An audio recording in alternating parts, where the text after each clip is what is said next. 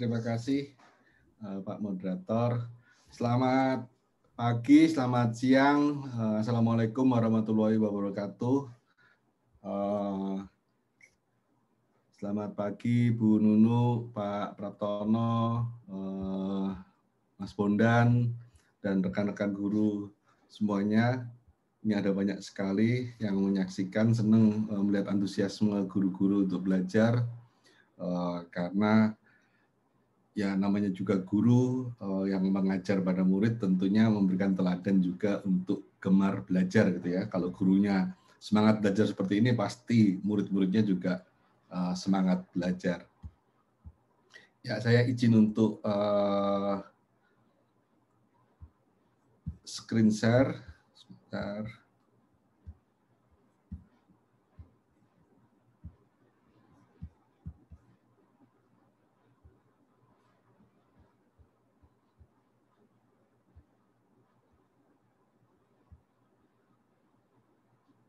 Semoga sudah terlihat ya.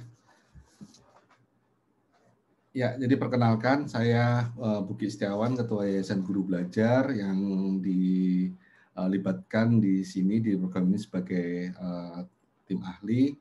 Kalau mau berinteraksi dengan saya lebih lanjut bisa follow di Twitter atau Instagram.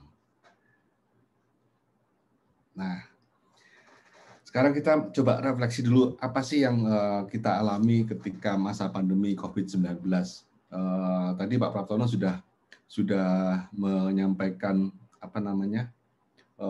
sejumlah teman-teman menarik, tapi saya coba mengajak rekan-rekan guru untuk refleksi bersama kira-kira apa sih yang kita alami selama pandemi COVID-19 ini.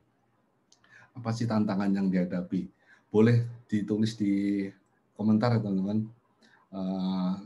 Kalau berdasarkan pengamatan saya, berdasarkan hasil survei, tadi sudah disampaikan oleh Pak Praptono, setidaknya ada 3 poin penting yang saya pelajari selama masa pandemi ini. Yang pertama, banyak guru yang mengalami kesulitan dalam melakukan pembelajaran jarak jauh, baik dari aspek teknologi, relasi, maupun pedagogi. Teknologi berkaitan dengan penggunaan gawai, akses yang tidak merata, tarif yang mahal, dan ya jaringannya tidak stabil, banyak hal lagi yang berkaitan dengan teknologi. Yang kedua berkaitan dengan relasi. Ya, pandemi kan kemudian akhirnya menuntut bagaimana pelibatan orang tua yang lebih intensif dibandingkan masa-masa sebelumnya. Dan ini menjadi PR buat kita semua karena masih menjadi tantangan untuk membangun sinergi antara guru dengan orang tua. Yang ketiga soal pedagogi. Soal pedagogi ini kalau berdasarkan survei 2 hal yang paling banyak menjadi kesulitan, yaitu soal manajemen kelas. Bagaimana sih kalau pembelajaran jarak jauh itu murid tetap memperhatikan guru, tetap mengikuti proses belajar dengan semangat, tetap fokus, tidak beralih ke hal-hal yang lain. Itu soal manajemen kelas, karena kan tentu beda sekali ya manajemen kelas di tatap muka, di kelas tatap muka yang guru bisa langsung berinteraksi dengan murid-muridnya, dengan pembelajaran jarak jauh yang guru tidak berinteraksi secara langsung. Tentu manajemen kelasnya itu akan berbeda. Yang kedua yang berkaitan dengan asesmen.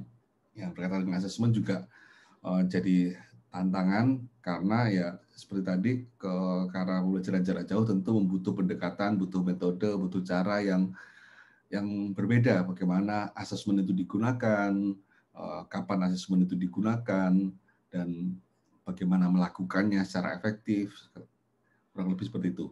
Sementara untuk strategi pembelajaran kayak penyusunan RPP dan segala macam, memang masih menjadi kesulitan, tapi kalau dari hasil surveinya relatif lebih kecil.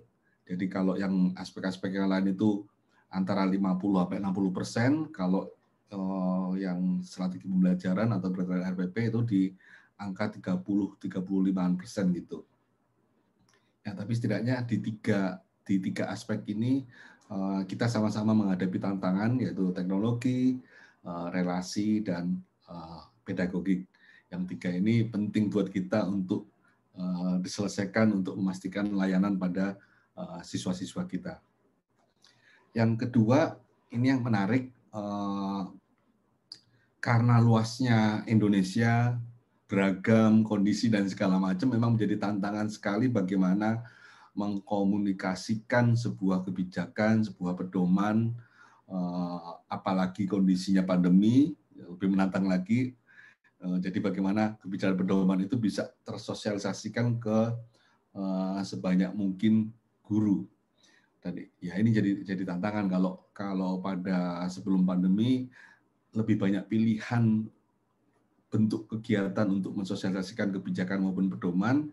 Dalam situasi pandemi pilihan-pilihan itu hilang, nggak bisa, sangat terbatas. Lebih banyak mengandalkan jalur-jalur online atau daring gitu ya. Itu jadi akhirnya akibatnya adalah masih banyak guru yang masih belum mengetahui dan mempelajari kebijakan yang pedoman terkait pandemi COVID-19.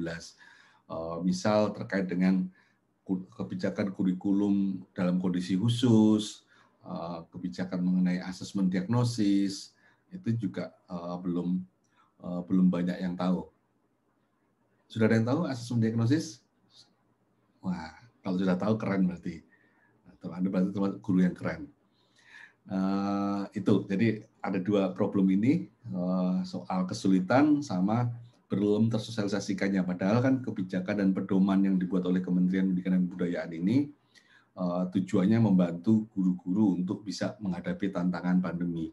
Kalau kurang tersosialisasikan, ya dampaknya guru-guru tidak terbantu. Tapi ini tantangan kita bersama ya. Jadi tantangan baik buat tim Kemdikbud sendiri, buat kami sebagai praktisi dan ahli pendidikan, maupun buat rekan-rekan guru. Jadi kita di sini tidak ada konteks ini salahnya siapa, tapi konteksnya adalah ini adalah PR yang harus kita kerjakan bareng-bareng, karena Indonesia luas, jumlah guru banyak, kita nggak akan bisa menyelesaikan agenda ini kalau kita tidak bergotong royong. Nah, yang poin ketiga menarik. Poin ketiga itu, oleh karena itu warnanya saya bedakan. Poin ketiga itu meskipun ada yang kesulitan, meskipun ada yang belum mengetahui kebijakan dan pedoman, tapi rupanya di lapangan itu ada sejumlah guru yang telah melakukan praktek baik pembelajaran jarak jauh di berbagai daerah, baik di Jawa maupun di luar Jawa, baik di daerah non 3T maupun di daerah 3T. Ya, saya ketemu, saya ngobrol di media sosial dengan sejumlah guru yang mereka sudah melakukan praktek baik pembelajaran jarak jauh yang wow gitu ya. Wah, ternyata bisa ya. Jadi meskipun ada sejumlah kesulitan, ada 2 kesulitan yang kita temui, ada satu modal penting yang justru itu berasal dari guru yang perlu ini dioptimalkan agar PR kita tadi bisa segera terselesaikan. Jadi tantangannya adalah bagaimana kita mengoptimalkan modal praktek baik rekan-rekan guru yang telah melakukan praktek baik ini untuk bersama-sama menyelesaikan 2 tantangan yang di sebelah kiri itu. Ya, yang soal belum mengetahui dan mempelajari kebijakan pedoman, sama banyak guru yang masih mengalami kesulitan PJJ, pembelajaran jarak jauh. Jadi sudah siap untuk menghadapi tantangan ini kan teman-teman? Siap untuk bergotong royong? Ayo. Nah, oleh karena itu apa yang bisa dilakukan? Apa yang bisa dilakukan agar PR kita tadi itu bisa segera diselesaikan? Yang pertama adalah butuh suatu program yang itu masif, ya, bisa menjangkau guru secara seluas-luasnya sebanyak mungkin, karena waktunya juga mepet, kondisinya darurat, jadi harus bisa menjangkau yang masif. Yang kedua, luas, ya, luas karena kondisi tiap daerah berbeda. Kalau sebelum pandemi itu meskipun ada sejumlah perbedaan, tapi hampir semua daerah bisa mengadakan kegiatan pertemuan tatap muka gitu ya.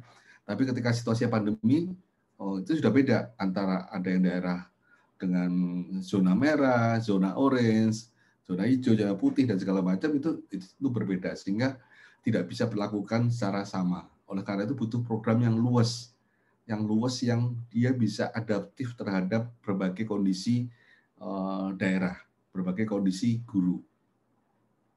Ya. Yang masif dan luas sehingga bisa menjangkau sebanyak mungkin guru yang mengikuti program secara mandiri. Itu kok masih secah, ketinggalan arahnya. Ya, secara mandiri.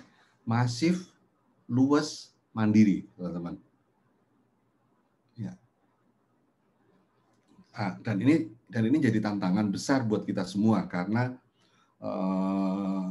dalam situasi normal kita juga belum bisa menjangkau seluruh guru dalam batas waktu yang minim. Yang masa pandemi ini tantangan benar buat kita. Bagaimana kan waktu yang minimal, prasarana atau pilihan kegiatan yang minimal bisa menjangkau secara maksimal. PR. Makanya ini benar-benar PR. Tapi inilah program yang dibutuhkan. Program yang masif, luas, dan dapat diikuti oleh guru secara mandiri. Artinya guru tidak tergantung pada arahan, pada jam kerja dan segala macam. Tapi harus bisa ngatur sendiri kapan dia mengikuti program ini, kapan menyelesaikannya. Yang kedua, program yang membantu guru mempelajari kebijakan pedoman terkait pandemi COVID-19 dengan cara yang lebih mudah. Ya, tentu dengan segala macam kesibukan guru, dengan beban guru yang semakin meningkat di masa pandemi COVID-19, mempelajari kebijakan dan pedoman yang berhalaman-halaman itu juga jadi PR juga gitu ya. Jadi ini programnya harus bisa bantu guru bagaimana agar pedomannya itu bisa dibaca secara lebih mudah, lebih ringkas, tapi tetap dapat esensinya. Lebih ringkas, lebih mudah, tapi esensinya harus tetap dapat. Nah, kalau sudah tahu poinnya yang relevan dengan kepentingan rekan-rekan, nanti baru baca detailnya. Ya. Jadi baca gambaran besarnya yang ringkas, terus nanti udah ketemu poin yang relevan, baru baca detailnya. Sehingga ini harapannya bisa memudahkan rekan-rekan guru untuk mempelajari kebijakan dan pedoman yang telah dikeluarkan oleh Kemdikbud. Yang ketiga, ini yang berkaitan dengan bagaimana bisa memfasilitasi dan menghargai guru untuk menjadi penggerak guru dan sekolah yang lain. Karena kan tadi ingat yang modal kita adalah sudah ada guru-guru yang melakukan pembelajaran jarak jauh di berbagai daerah. Nah, sekarang pun per hari ini pun sudah ada sejumlah guru-guru yang menyelesaikan program baik pada fase uji coba atau yang sudah masuk kemarin ketika program diluncurkan. Ya, dan alhamdulillah saya dapat kabar tadi sudah ada 47.000 guru yang bergabung. Peluncurannya kemarin 2 hari yang lalu ya, peluncuran 2 hari yang lalu atau kemarin ya. Itu sekarang hari ini sudah mencapai 47.000. Harapannya per hari ini dengan bantuan dari teman-teman untuk menyebarkan kabar ini ke rekan-rekan guru yang lain, mengajak rekan guru yang lain, mengajak kepala sekolah, mengadakan pertemuan-pertemuan, mengadakan webinar-webinar, mengadakan daring-daring di daerah-daerah yang diinisiasi baik oleh guru, oleh sekolah maupun kalau dinas pendidikan juga mau lebih berdaya, itu juga akan lebih powerful, akan lebih berdampak. Jadi bagaimana guru-guru bisa bergerak untuk membantu sesama guru agar bisa mengatasi tantangan COVID-19. Gitu ya teman-teman ya. Jadi ini apa yang bisa kita lakukan. Jadi kita butuh program yang setidaknya menggambarkan 3 ciri ini. Program yang masif, luas, dan dapat diikuti secara mandiri.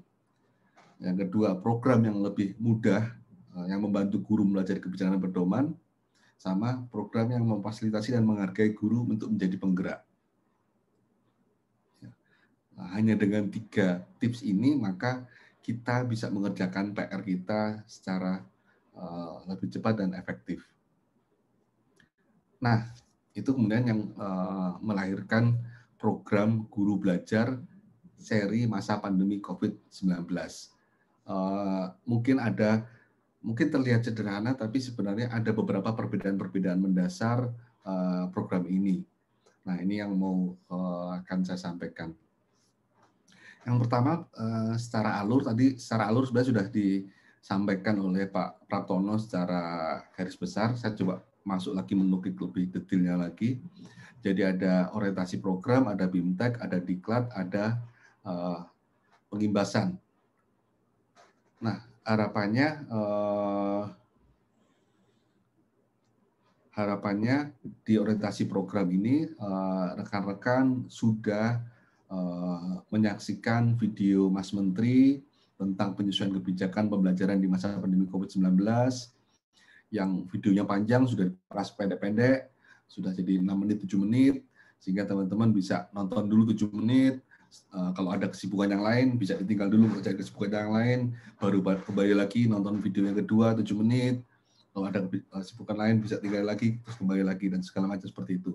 Sehingga kalau kondisi, kalau ditonton secara langsung, video itu butuh waktu 1 jam. Ya. Tapi kalau nontonnya di program ini, rekan-rekan guru cukup mengalokasikan waktu setidaknya 7 atau 10 menit lah. 10 menit untuk nyaksikan satu video dulu.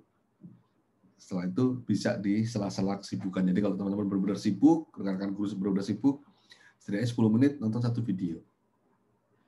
Nah, terus kesibukan lagi, nonton lagi. Sibuk lagi, baru nonton lagi. Jadi diatur sesuai dengan kondisi dan kesibukan rekan-rekan guru. Yang kedua, pengantar program pembelajaran GTK, ini paparan dari Mas Dirjen GTK tentang apa sih filosofis dari program ini. Yang ketiga, struktur program pembelajaran GTK di masa pandemi COVID-19. Jadi apa saja yang akan dipelajari selama program ini. Yang di tahap 1, BIMTEK, itu ada beberapa konten yang menarik. Konten ini 80% berasal dari kebijakan dan pedomannya yang telah dikeluarkan oleh Kemdikbud.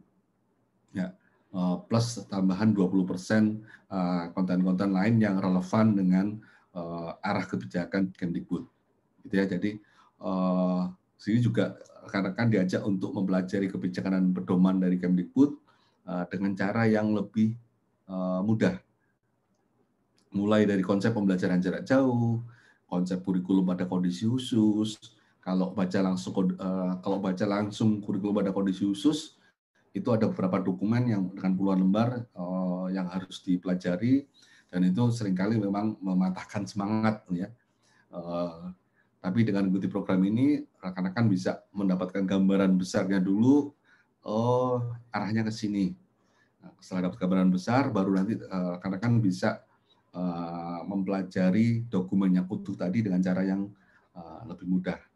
Karena yang kalau kita sudah punya gambaran utuhnya, sudah tahu arahnya kemana, itu baca detail tentu akan lebih mudah.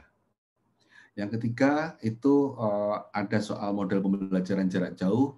Jadi pilihan-pilihan pembelajaran jarak jauh itu apa aja sih? Apakah pembelajaran jarak jauh itu harus online atau enggak? Itu nanti di situ ada beberapa contoh. Dan bagaimana sih memilih model pembelajaran jarak jauh? Langkahnya gimana? Pengambilan keputusannya gimana? Agar sesuai dengan kondisi daerah masing-masing atau kondisi di sekolah masing-masing, kondisi muridnya. Di situ dipelajari di model pembelajaran jarak jauh. Yang keempat ada asesmen diagnosis yang dikeluarkan, pedoman yang dikeluarkan oleh Kemdikbud yang akan sangat membantu para guru untuk merancang pembelajaran jarak jauh. Kemudian yang keenam, penggunaan teknologi. Jadi ini juga ada sejumlah alat bantu yang memudahkan guru-guru untuk memilih apa sih teknologi yang tepat yang bisa digunakan. apakah harus selalu menggunakan Zoom? Nah, enggak ternyata. Kalau teman-teman nanti baca di sini, ternyata tidak harus selalu pakai Zoom. Ada banyak pilihan teknologi. Di sini tidak disediakan pilihan teknologinya. Yang disediakan adalah bagaimana memilih teknologi yang tepat guna. Jadi alat bantu untuk rekan guru memilih teknologi yang tepat guna. Kemudian kalau sudah BIMTEK, di BIMTEK ini orientasinya lebih pada penguasaan konsep, ya, penguasaan konsep. Nah, kalau sudah penguasaan konsepnya sudah dapat, pondasinya sudah dapat, baru masuk ke tahapan diklat. Nah, di diklat ini orientasinya lebih ke praktek. Nah, konsep kuatkan, baru kita masuk ke praktek. Prakteknya itu ada 3 poin konten. Yang pertama, fase yang pertama itu mendapatkan inspirasi pembelajaran jarak jauh. Sudah disediakan sejumlah video dari rekan-rekan guru, ya, video dari rekan guru ya teman-teman ya, bukan dari ahli. Dari saya juga nggak ada videonya, bukan dari ahli, bukan dari praktisi, bukan dari ahli, tapi video dari para guru yang telah terbukti melakukan pembelajaran jarak jauh secara efektif. Ya. Tidak harus diikuti plek, tidak harus diikuti persis, tapi setidaknya bisa menginspirasi kita semua, menginspirasi rekan-rekan guru untuk, oh bisa ya pakai gitu. Coba saya lakukan, tapi mungkin saya pakai yang lain. Nah, itu juga boleh. Ya, jadi mendapatkan inspirasi pembelajaran jarak jauh ini juga sekaligus membangun semangat kita semua bahwa memang kesulitan-kesulitan pembelajaran jarak jauh itu bukan hanya monopoli 1-2 orang guru, bukan hanya monopoli 1-2 sekolah atau daerah, tapi juga dihadapi oleh semua guru. Termasuk di video inspirasi ini juga semua guru yang cerita di situ juga menceritakan tantangan yang mereka hadapi. Ya, artinya memang kita bareng-bareng hadapi tantangan ini. Yang kedua, mengembangkan dan melakukan pembelajaran jarak jauh. Jadi di sini nanti disediakan sejumlah video dan sumber belajar bagaimana sih mengembangkan pembelajaran jarak jauh. Dan kemudian rekan-rekan ditantang untuk membuat perencanaan pembelajaran jarak jauh berdasarkan seluruh pelajaran yang didapatkan dalam program ini. Nanti teman-teman diminta untuk mengunggah tulisan praktek baik pembelajaran jarak jauh yang telah teman-teman lakukan. Hasil dari penerapan program ini. Dari situ masuk ke poin 3, peserta rekan-rekan guru akan diajak untuk melakukan refleksi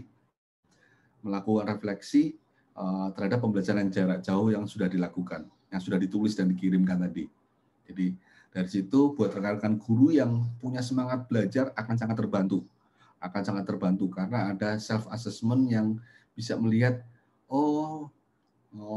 ternyata saya sudah oke di bagian ini. Oh, ternyata yang bagian aspek yang itu masih perlu saya perbaikin. Nah, itu di bagian ketiga.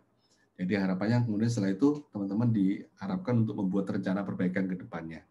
Ya, tidak harus sempurna teman-teman. Tidak harus unggah langsung sempurna, enggak. Yang kita percaya namanya belajar itu pasti butuh berbagai upaya, jatuh dulu, gagal dulu sebelum berhasil. Ya. Jadi tidak harus sempurna untuk mengunggah praktek baik pembelajaran jarak jauh. Unggah dulu, refleksikan, kemudian perbaiki. Ya. Jadi rencanakan, lakukan, terus diunggah ke program, lakukan refleksi, perbaiki. Ya. Yang penting adalah semangat untuk terus melakukan perbaikan. Ya. Bukan semangat untuk sempurna pada usaha yang pertama. Nggak mungkin. Tantangan kita sebagai guru itu sangat berat. Kita menghadapi murid-murid, menghadapi manusia-manusia dengan segala macam karakteristiknya, tentu tidak bisa semuanya kita prediksi secara presisi. Ya, seperti kalau kita kerja di pabrik, ya, kita kerja bersama manusia, sehingga nggak bisa diprediksi. Sehingga namanya belajar dalam konteks guru selalu butuh berbagai macam upaya, gagal dulu sebelum berhasil. Itu nanti setelah itu di tahap ketiga adalah tahap pengimbasan. Tahap pengimbasan ini agak berbeda dengan persepsi yang mungkin berkembang sebelum pandemi. Kalau pengimbasan di sini adalah membantu mengajak, mendampingi, dan membantu rekan guru yang lain untuk mengikuti program ini. Ya. Karena seperti yang kita tahu bersama teman-teman, penguasaan teknologi guru itu tidak merata. Ada yang canggih banget, ada yang gaptek banget. Ya, tapi tidak perlu dipermalukan, tidak perlu diejek. Ya, justru peran kita lah yang sudah mampu, yang sudah bisa mengakses Zoom seperti ini, perannya justru adalah membantu mereka, membantu rekan-rekan guru yang lain. Jadi pengimbasan ini memang membantu rekan-rekan guru yang lain untuk mengikuti program ini. Kalau rekan-rekan sudah berhasil sampai diklat 2, berarti sudah punya contoh baiknya kan? Sudah terbukti bisa kan? Ya, sudah terbukti bisa, sekarang di sini diajak untuk mendampingi rekan-rekan guru yang lain. Sebanyak mungkin, karena semakin banyak guru yang bisa kita imbas, semakin banyak guru yang bisa kita ajak, semakin cepat PR kita untuk menyelesaikan tantangan selama masa pandemi COVID-19. Gitu ya. Ini ada durasi waktunya, teman-teman, 10 hari, tetapi ketika kemarin uji coba, BIMTEK ini yang diestimasikan adalah 10 hari, ternyata dalam uji coba kemarin, ada rekan guru yang cukup sehari itu bisa menyelesaikan. Loh, kalau bisa sehari, kenapa 10 hari? Nah, itu. Kembali lagi ke poin yang tadi. Program ini dirancang untuk fleksibel, luas, mengikuti kesibukan teman-teman. Ya, kalau sehari itu bisa sehari penuh mengalokasikan waktu mengerjakan program. Yang itu tentu agak sulit ya, di tengah kesibukannya rekan-rekan. Nah, tapi di sini dirancang untuk 10 hari. Sehingga program yang 1 hari ini, teman-teman bisa kerjakan secara bertahap, disesuaikan dengan kesibukan. Sehingga kalau bayangan kami estimasinya 5 hari lah, 1 minggu itu sebenarnya sudah selesai. Nah, mungkin yang sangat sibuk banget butuh tambahan 3 hari lagi untuk sampai 10 hari untuk menyelesaikannya. Tapi rata-rata itu dugaan saya itu sekitar 5 hari itu sudah rata-rata sudah selesai. Yang semangat, wah kalau yang semangat tadi sehari 2 hari selesai, ya kan? Apalagi yang nggak suka ada tanggungan. Wah, kepikiran nanti, udah selesaikan aja. Boleh. Ya, jadi boleh. Tidak harus nunggu 10 hari selesai. Kalau bisa 1 hari selesai, 2 hari selesai, alhamdulillah. Lebih cepat, lebih baik. Ya. Jadi program ini mengakomodasi guru yang punya kecepatan tinggi maupun yang butuh waktu lebih untuk menyelesaikan program. Ya, itulah ciri luasnya. Yang di diklat juga seperti itu, rekan-rekan. Di diklat di situ waktunya 20 hari. Kenapa di diklat lebih lama 20 hari? Karena di diklat itu ada tantangan untuk merencanakan, menyusun perencanaan pembelajaran dan mempraktekannya. Ya, jadi bukan kalau BIMTEK kan hanya penguasaan konsep. Kalau di diklat itu ada tantangan untuk melakukan perencanaan, melakukan praktek pembelajaran. Setelah itu baru dituliskan. Secara materi lebih sedikit di diklat, lebih banyak di BIMTEK, tapi secara tantangan tingkat kesulitannya lebih tinggi di diklat. Gitu ya teman-teman. Jadi di BIMTEK kontennya lebih banyak, tapi tingkat kesulitannya itu rendah menuju sedang gitu. Kalau di diklat kontennya sedikit, tapi tantangannya tinggi. Pas kan ya. Nah, jadi kurang lebih berimbang. Tapi karena praktek itu juga membutuhkan waktu ke murid-murid, maka durasi waktunya dibuat menjadi 20 hari. 20 hari, kemudian pengimbasan. Kenapa pengimbasan 20 hari? Itu juga estimasi teman-teman. Estimasinya itu adalah teman-teman 10 hari membantu di rekan guru yang lain di BIMTEK berapa hari, kemudian membantu rekan guru yang lain di diklat berapa hari. Tapi sebenarnya bisa diselesaikan lebih cepat. Kalau satu KKG, satu MGMP, satu PKG itu bisa kumpul bareng, belajar bareng, tentu lebih cepat. Dan ini memang butuh semangat dari kita semua. Apa tipsnya mengikuti program? Sebagian sebenarnya sudah saya ceritakan tadi. Saya coba mau memberikan penekanan aja. Yang pertama, gunakan waktu luang di tengah kesibukan. Jangan terpatok pada jam kerja. Ya. Sesuaikan dengan waktu rekan-rekan.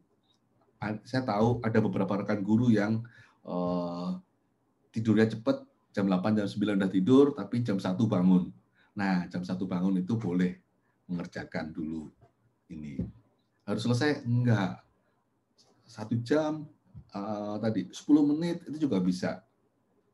Setelah itu baru tidur lagi, boleh. Jadi, manfaatkan waktu luang. Karena ini berbeda dengan pelatihan-pelatihan yang tatap muka, yang kita harus seharian hadir sebuah ruangan. Itu kan kalau pelatihan yang zaman dulu gitu ya. Kalau di zaman pandemi kan nggak ada seperti itu. Jadi gunakan waktu luang, manfaatkan secara baik di tengah kesibukan teman-teman. Yang kedua, agar lebih masif, bisa bentuk atau menggunakan grup guru untuk mengerjakan secara bersama meskipun berjauhan. Bagi yang sudah berhasil, bantu rekan guru yang lain. Yang ketiga, ini penting buat kita untuk bisa mendapatkan, mengunci pelajaran-pelajaran pentingnya, catat kata kunci yang penting, refleksikan pelajaran dan pengalaman personal.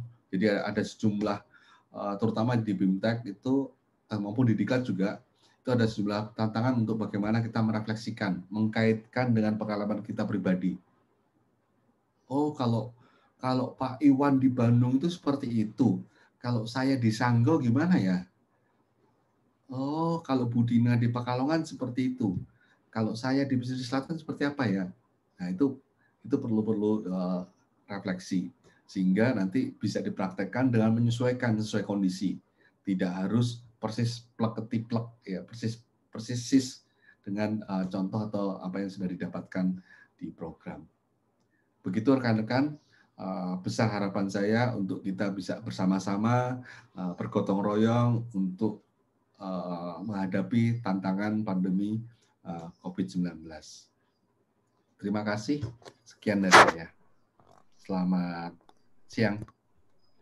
Selamat siang.